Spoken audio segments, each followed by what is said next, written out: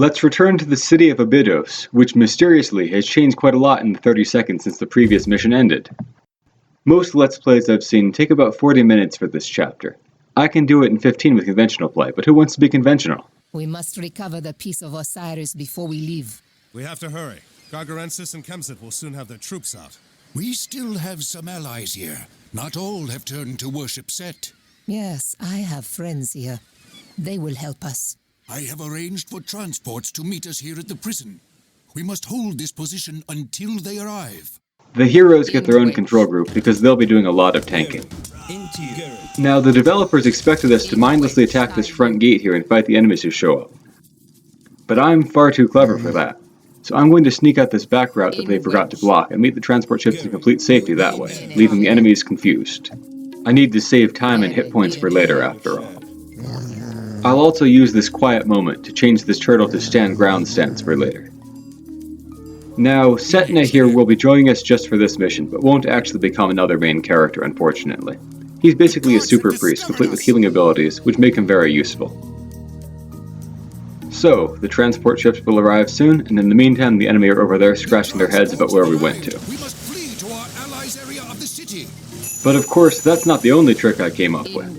I also realized that if you cast your serpent god power in that town, you can recruit it immediately instead of having to sail there first. I'll throw down a barracks as quickly as possible, and also train some more peasants.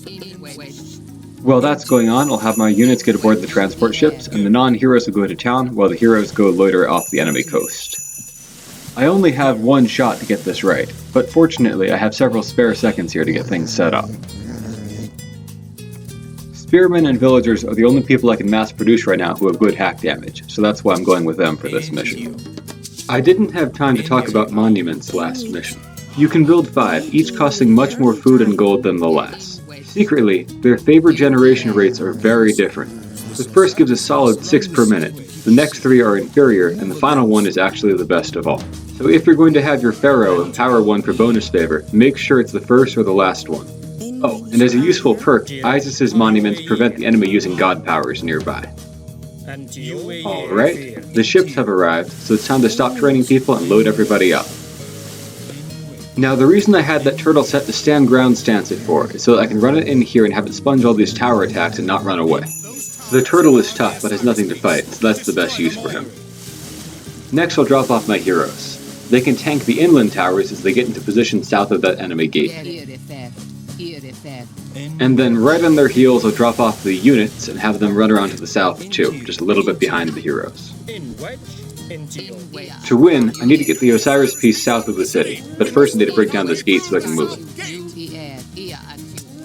Just like on the tug-of-war mission 2 videos ago, the Osiris piece is extremely slow, invincible, but changes hands depending on who has the most troops near it.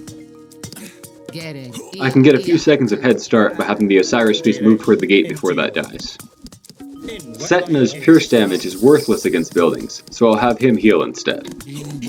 So, Setna is actually a garbled version of the name of a real historical figure named Kimwaset, who was a son of Ramesses the Great.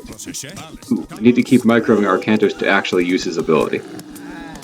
Anyway, Kimwaset was a real priest and sort of a proto-historian. He lived around 1250 BC, which is also around the time the Trojan War was supposed to have happened. Centuries later, he started to appear in myths as basically a wizard who went on various adventures. Like one time he annoyed an undead pharaoh by digging some magic books out of his tomb. That story ended with what was perhaps the first ever "oh, it was all just a dream" style cop-out in history. Another time he toured the afterlife of Duat with his Mary Sue of a son for a tour guide. Now, you might be getting the impression that they're pretty lousy stories. And you'd be right. Even when I read them as a little kid, I thought Egyptian myths were both dull and badly written compared to those of many other cultures. Now, meanwhile, they'll destroy my town center, but that doesn't matter anyway.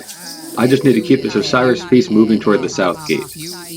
There are some Anubites guarding it, so I'll send my heroes out front to lure them to their deaths. While those guys are occupied, the hack damage brigade here can get to work on the towers.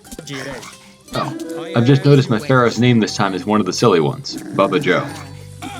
If your pharaoh dies, the replacement does not get a new name, by the way. Mine would thus be Baba Joe II, then Baba Joe III, and so forth.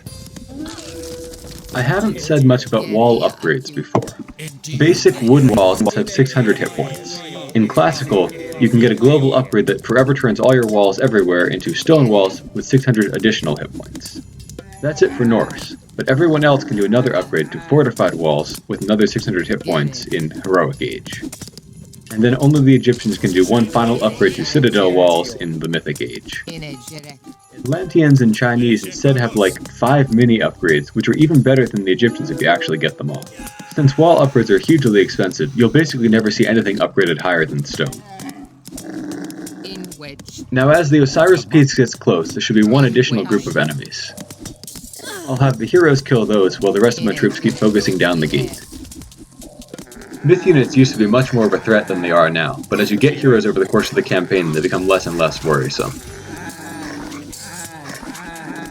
Alright, I'm almost there, and there we go. Okay. So, once I get the camel cart to the flag, that's a win. With all these tricks and a bit of micro, it only took me 5 minutes. It's time to leave Abydos, split the party, and begin the second phase of the Egyptian campaign. Have a great day, everyone.